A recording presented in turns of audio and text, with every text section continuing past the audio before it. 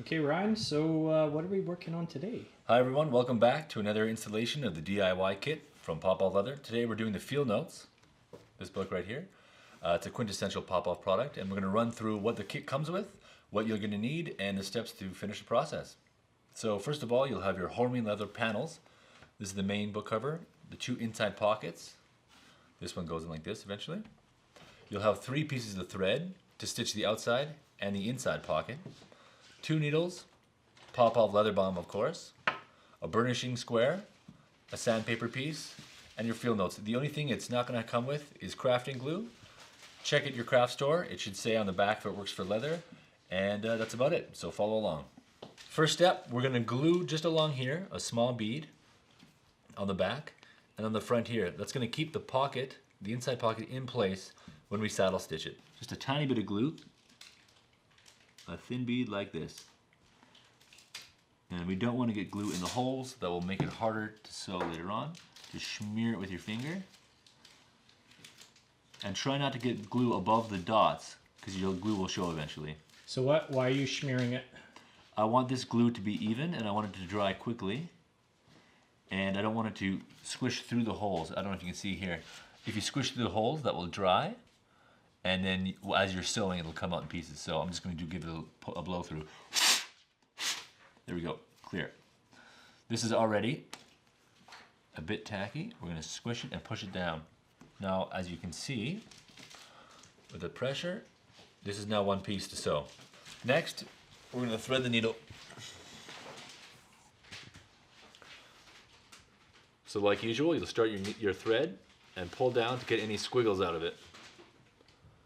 Perfect. You're going to grab one of your leather needles, thread it as such, pull through about a needle's length, just over needle's length, and stick it back through. We're going to pull it tight. That way, during our sewing process, nothing will come undone. Next, one more time. Thread the needle as such, just over a needle's length, stick it through as such, pull it tight. Now we're ready. So I'll show you here. At home you're probably not going to have a sewing pony, so what you can do by freestyle, I call it, just by hand. We'll get your thread through here, the top hole, and always when you're sewing, make sure the needles are equal length apart so you don't have issues down the line. The front piece, front thread goes through the next hole and we let it flop down. Then the next thread from behind comes up, over, and through while I hold the tension of this thread. That again, this one goes back through and flops down.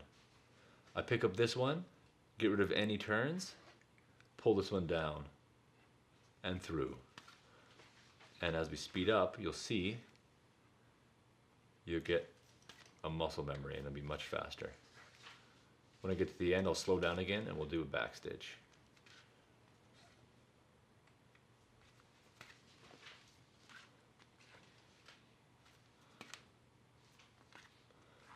Without gluing this prior to sewing, the 2 pieces will be floppy and harder to sew. We've reached the end. This one's going to come through, 1. It's a back stitch. This one's going to come through 1. And since we don't want to have any burn marks in the front, it comes through again.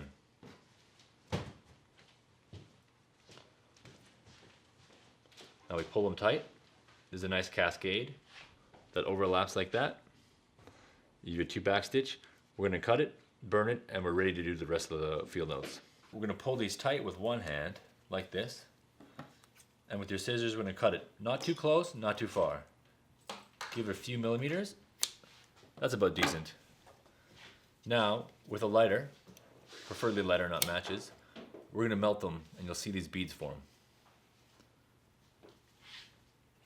It shrinks, shrinks, shrinks, and these are like putty at this point. Careful not to burn your hand. But these are flattened. Great back stitch, great stitch, ready to move on. Grab your needles once they've been used and just cut the knot off. Once it's cut off, you can just pull off the threads here. This one will need another cut. Like that. Take this little nub off with your fingernails, and they're ready to use again. Okay, next, we're gonna glue the panels to the inside, like this. So grab your crafting glue, and again, we're gonna work on a thin bead. Make sure there's no little pieces of leather here that might get glued into a little tomb. Preserved in time forever, that's good. Likewise here, good. And follow along with this bead. You want a decent amount that you can spread, but not as much that it'll squeeze out and make a mess. So notice how this is thicker than this. This is more desirable than that. I'm gonna have to take some extra off here. And finish this off. That's good. Next, before we do this one, we're gonna glue this on. Just flatten that back stitch with a lighter or something hard. Why do you do that, Ryan? So when you put your panel on and it's sewed together, your field notes will go in there, and when it's in your pocket or in your purse or your bag, you might have a tiny little blub right there from the nub right here. From the nub, got it. And we're gonna glue a bit more. The first is always the worst. There we go. Now we generally use a special leather adhesive, but this stuff works decently. So we recently switched to Aqualim, which is a really nice, fast drying leatherworking adhesive, water based. But again, Elmer's craft glue will do the trick. And notice how I'm not gluing past this dot here. This is the final stitch over the pockets that go onto the inside. If I glue past there, you'll see a little glue line, and it'll be unattractive. So you start here, and just in case you're ever confused as to where to start, you just put your pocket in as a template, and you'll see here. Match it up. You just match up the edges there. The holes in the pre-cut pieces should give you an indication too. Okay, there we go. Now I'm gonna go back. You might want a little rag or paper towel with some water to wash your hands afterwards, but without getting the glue into the holes, we're gonna wanna spread it.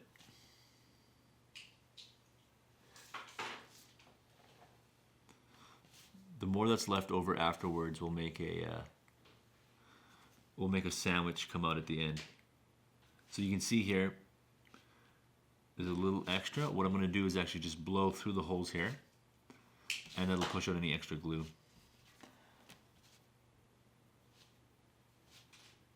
Just a quick like this. Let's push back up, and we're good. Okay, we're just gonna let this sit for a second to become a little tackier, and then we're gonna push it together. The main goal here is to get the two panels together completely flush with this edge, so when we're sanding and finishing it, we don't have to take off a lot of leather. So this is imperative. If you're going to obsess about something, obsess about your placement here. Line it up with the edge, line it up with the edge, and you'll see here a perfect seam. I always find that when you match the corners up first, the edges fall in place. Yeah, look at that. Nice. Corner's done. Yeah. Corner's done. And without getting glue everywhere. Give it a good compress. It helps a lot. Now, if you do have any, for example, I put a little bit too much glue. Do you have any glue holes or glue in the holes? You can just poke it out here. At home. Beauty. Perfect. Let's see the next side. Match up the corners. Just like that. Squish it. Likewise, when you match the corners up, start with the center and you can work your way out too, or work your way in. But no matter what you do, make sure you just didn't give a nice inspection on the end. This one's gonna barely need any finishing. Okay, now if you desire, you can take a heavy book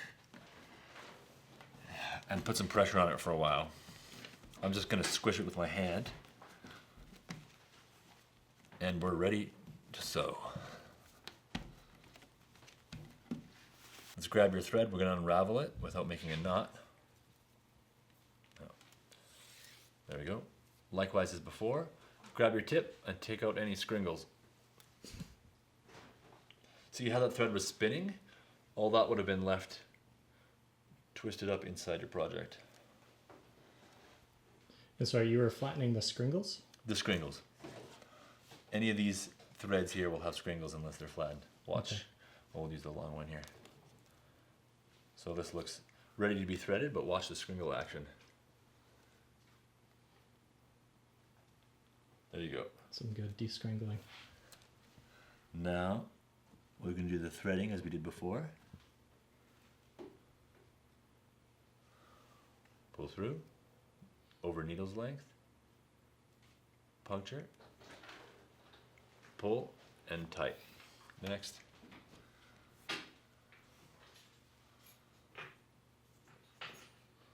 Pull through, puncture, pull, and we're done. Now we're ready. Make sure there's no glue in these holes. There we go.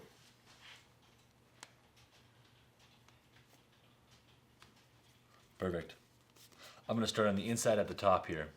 First, needle goes through the top hole all the way to the point where the needles are the same distance from the project. See this?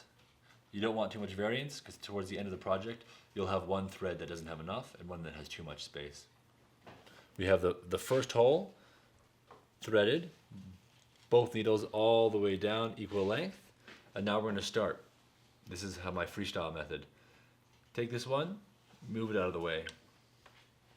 As we put the first needle through, it comes down. Then we grab the one that we had held tension on and bring this one back. See how I'm holding the tension? It's coming through. Again, needle comes through and we let it go. Grab the one that we kept the tension on, grab the bottom one, and there we go. As long as we grab the bottom thread on the front of the wallet here, this one that falls down, and keep the tension on it, then their cascade will never make a mistake. You don't need to see both sides of the wallet, as long as you know that you can trust this back hand to pull this one taut. And there we go.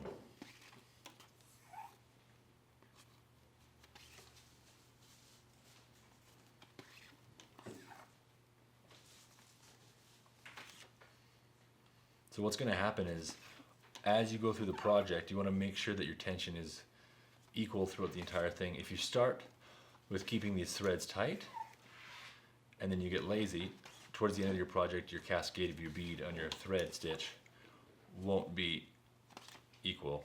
You'll have some fat parts, some loose parts, some thin parts, or maybe some spirally, scringly parts. Likewise, when I do grab my thread like this, I descringle each time. So watch this. Take out any tension or spirals, comes through, goes through, take out any spirals, pull back, and through. So the reason you're doing this is because it's a flat thread. So there's multiple strands in the polyester thread that are braided together into a flat piece of thread. So the scringles are essentially the thread twisting. And by detwisting it, you get a nice flat, consistent line when you hand stitch. There you go.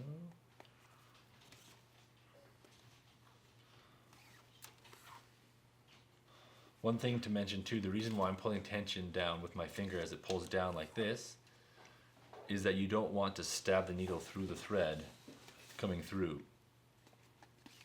That's going to just add extra problems down the line.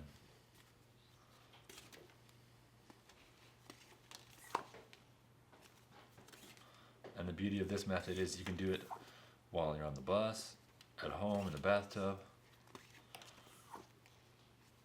on a fishing boat.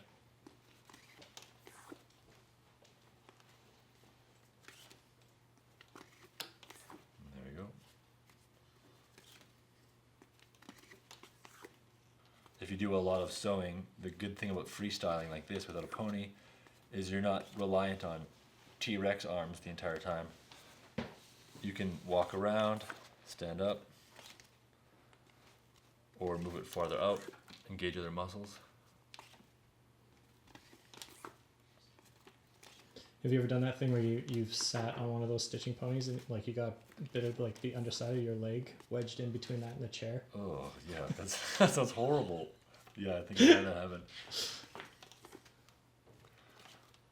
There we go. So we're 3/4 of the way done. Let's do a little review here, just to check our thread and the cascade of our sew to make sure we haven't made any mistakes.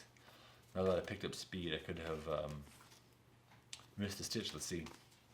So starting from the top, notice how it's all even. None of the threads are twisted, and the thread goes from one side to the other side, one side to the other side.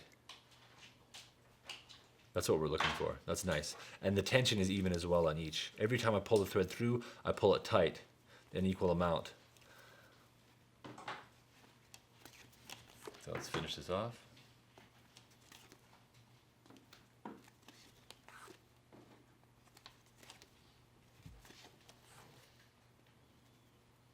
gonna get in there.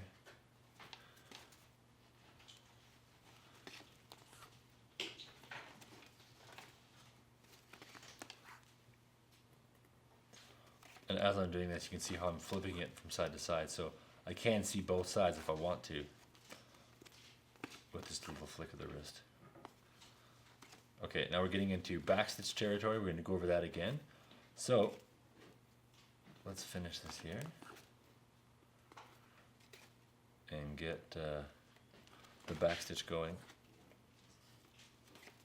So now we've ended.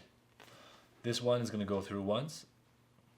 And since we're never burning on the outside of our products, it's going to go back through here, in between the pocket. Pull it through nice and tight. Likewise. And this is a good chance to pay attention. You want your threads not to cross over each other and kind of sit next to each other. So notice how I'm ensuring that this piece doesn't catch that thread.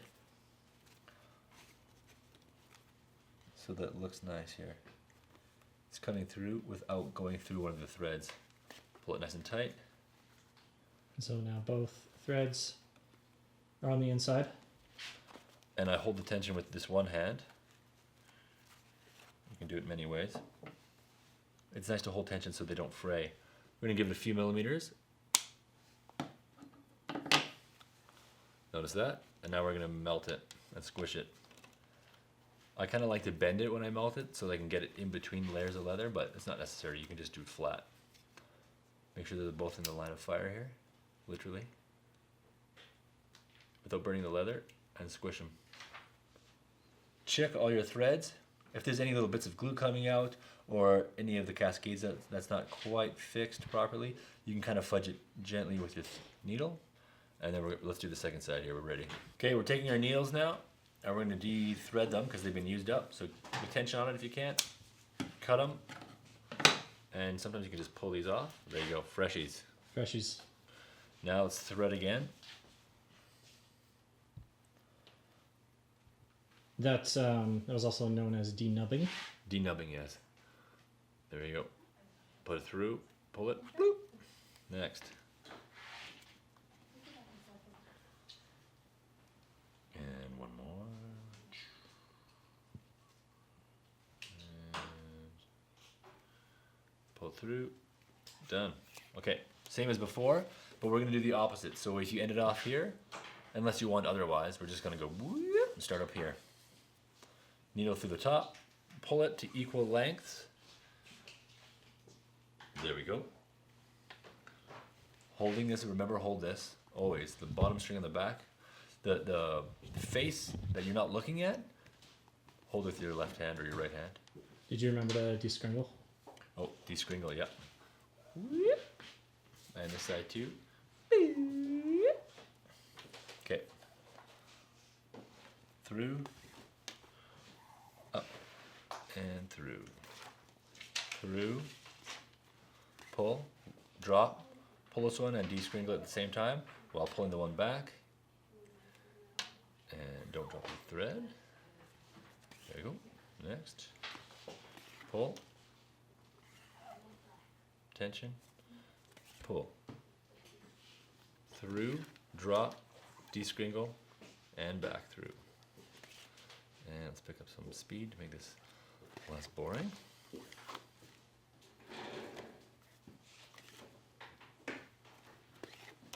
On most of these projects, if you're doing a field notes cover or an A5 cover, any kind of book cover with a long thread, it gets easier as you get closer to the end of your stitch because the threads aren't as long. So here we go. I notice on my left hand, the tension in my hand is there, maintaining that thread, pulling it back at all times. There we go. And at this point, you'll really notice as to whether or not you have glue left in the holes, and as to whether or not you've actually lined it up properly in the gluing stage, because your needle's going to get stuck. One trick you can do when you're at the gluing stage is to actually look through all the holes. Right, you just yes. hold it up to a light, and all the holes should have light shine through. Let's try that. You want to do that? Yeah. Yeah, let's see. Oh yeah, look at that. Yep, lined up perfectly. Perfect. So let's keep going here. Around the corner.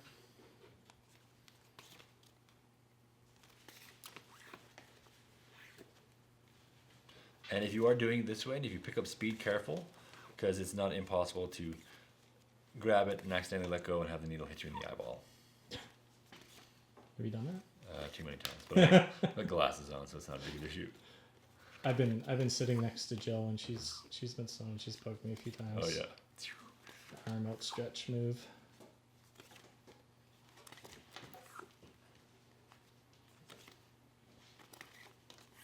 So in this, the way I'm doing it, it's helpful because every step of the way there's tension, and then it's sealed in by holding it back. So instead of going back afterwards and being like, oh, it's not tense enough, and tightening it, if every step along the way you're making sure that you're not only descringling it, taking off any of these twirls, but maintaining it tight, like that, tight. And there we go.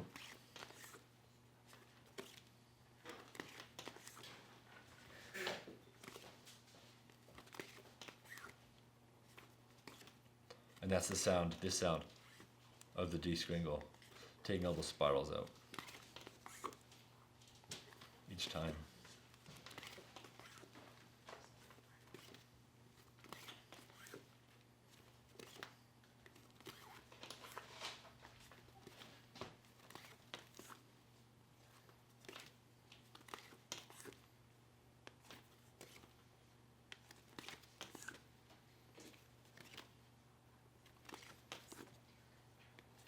There we go.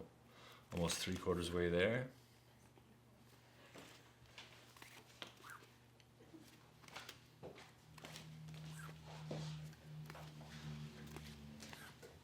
Around the corner here.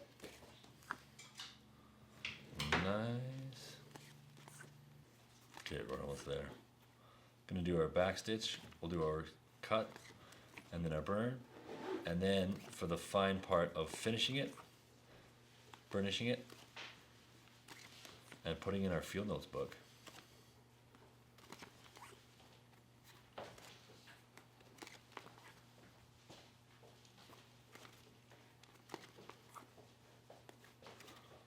Nice, here we go.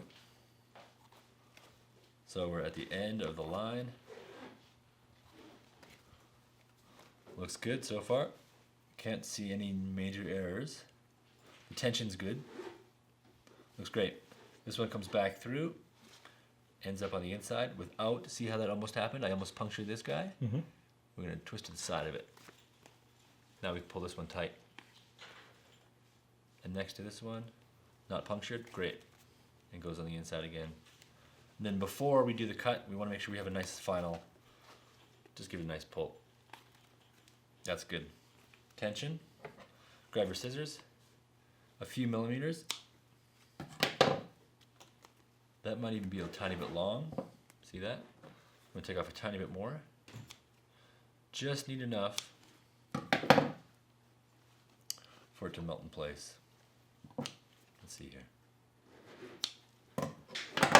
Okay, line them both up to be in the line of fire. Melt them back. Perfect. Squanch, squanch. Done. Now, one thing to mention is I did put a whole bunch of tension here and here at the beginning. So you want to make sure it's tight, but not so much tight that you'll have a hole here. I went a little overzealous there for show and tell reasons here. One thing that I really like about the type of leather that you're holding right there, that's the natural, or we call it driftwood Chrome Excel, is when you bend it. So if you bend the spine, check out the way that leather changes color. Likewise, if it's in your pocket or anything and this happens, you get a nice color variation. Look at that. Isn't that nice? Of which you can even just buff out if you want to. Yeah. So if you get scratches and dings, which you should welcome and embrace, but if you want to keep your leather in tip-top condition, as soon as you notice a scratch or something, just use a little bit of friction with your finger, and you should be able to buff most everything out. Eventually, you won't be able to keep doing that, but it'll develop a patina over time and harden up and get a lot darker and more rich in color. Looks good. Mm-hmm. Nice. Okay, so we're ready to sand and finish the edges. We're going to grab a piece of sandpaper, and there's two ways to do it. One with your hand like this, nice and lightly, which is great. And this other option here, you can push it down on the table, squeeze your field notes, and this gives you a nice even surface to go sand on. What we're looking for is a flush edge and the corners like this. Here we go, a nice flush edge. So once we've done that, we're going to take off any burrs on the edge of the leather here. Just a nice little, there we go. And if you have a raised edge, in the workshop we have a special tool that takes this off. It's a tiny little bead here, but in this case, because you're at home, we're just going to flatten it with our fingers, and you're just going to give it a little hand burnish. When you feel a little heat and friction, it's going to push any raised bit down. And the helpful part about gluing it properly in the first place is that you don't have to sand it much. Here we go, like that. Take off any glue chibs, and that. There we go. Now let's look at that edge. Pretty even, not many burrs, there's no glue coming out. And we're going to take our handy dandy Popov Leather Balm, and let's start burnishing. We'll use a liberal amount, and we're looking for a color change here. Watch it darken. Now it's going to get shiny too. We'll do everything. And we're going to be careful not to get the part of the field notes here on the inside, because it's going to stain the suede.